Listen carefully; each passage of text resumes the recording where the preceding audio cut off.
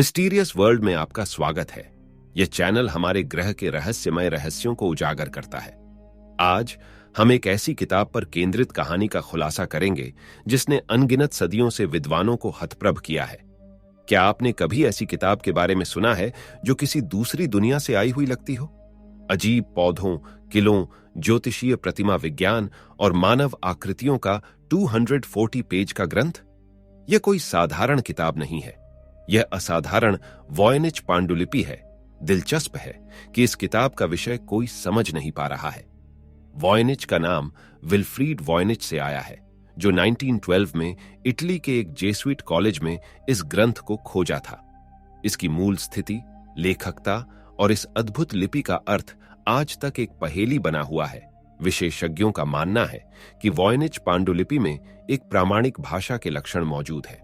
हालांकि यह एक ऐसी भाषा है जिसका सामना पहले कभी नहीं किया गया। पारंपरिक भाषाओं में विशिष्ट अक्षरों और अक्षरों के संयोजन में लगातार आवृत्तियां होती हैं, लेकिन वॉयनिच पांडुलिपि की लिपि किसी भी मान्यता प्राप्त भाषा के पैटर्न का पालन नहीं करती है। ऐसा प्रतीत होता है कि यह एक रहस्यमय कोड के समान है जो अनसुलझा है। लिपि खुद में विभिन्न शैलियों और ऊंचाइयों का मिश्रण है, जिसमें कुछ अक्षर अन्य लिपियों से उदाहरण किए गए हैं और कुछ पूरी तरह अनूठे हैं। यहां विशिष्ट अक्षर भी हैं जिन्हें गैलोज चरण कहा जाता है, जो अधिक ऊंचे और विशिष्ट होते हैं।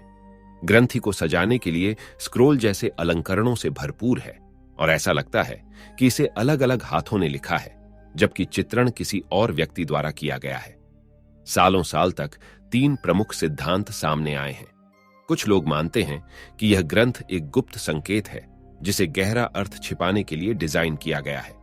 दूसरे का मानना है कि यह काल्पनिक है, जिसे उल्लू बनाने के लिए लिखा गया है, शायद लालची खरीदार को फुसलाने के लिए। इसके अलावा लेखक की पहचान के बारे में भी संदेह है। कुछ लोगों का अनुमान है कि वे मध्यकालीन युग के दौरान एक धोखेबाज व्यक्ति रहे होंगे। तीसरा सिद्धांत भी आता है और यह भी बहुत रोचक है।